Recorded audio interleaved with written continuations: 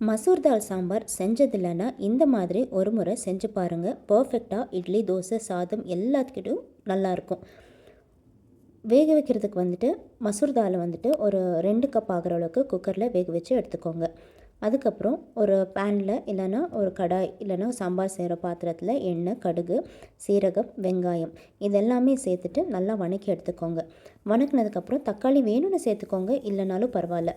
But தக்காளி சேர்க்கலனாலும் taste நல்லாயிருக்கும். சில பேருக்கு தக்காளி பிடிக்காது, சில பேருக்கு பிடிக்கும். அதனால் கருவேப்பிலையை சேர்த்துட்டு நல்லா வணக்கிட்டு அதுக்கப்புறம் மசாலாஸ்க்கு வந்துட்டு 1/4 டீஸ்பூன் மஞ்சள்தூள், 1 டீஸ்பூன் சில்லி பவுடர், அப்புறம் 1 டீஸ்பூன் கரம் மசாலா. கரம் மசாலா ஃப்ளேவர் உங்களுக்கு பிடிக்காதுன்னா 1/2 டீஸ்பூன் சேர்த்துக்கோங்க. அப்புறம் வேக வச்சுருக்கிற மசூர் தால் சேர்த்து தேவையான அளவு தண்ணி சேர்த்து கொதிக்க வச்சு எடுத்து வச்சிட்டிங்கன்னா அட்டகாசமாக இருக்கும். கண்டிப்பாக நீங்கள் ட்ரை பண்ணி பாருங்கள். உங்களுக்கு பிடிச்சது அப்படின்னா எனக்கு கமெண்ட்ஸில் மென்ஷன் பண்ணுங்கள். இன்றைக்கான காம்பினேஷன் இட்லி, மசூர் தால் சாம்பார்.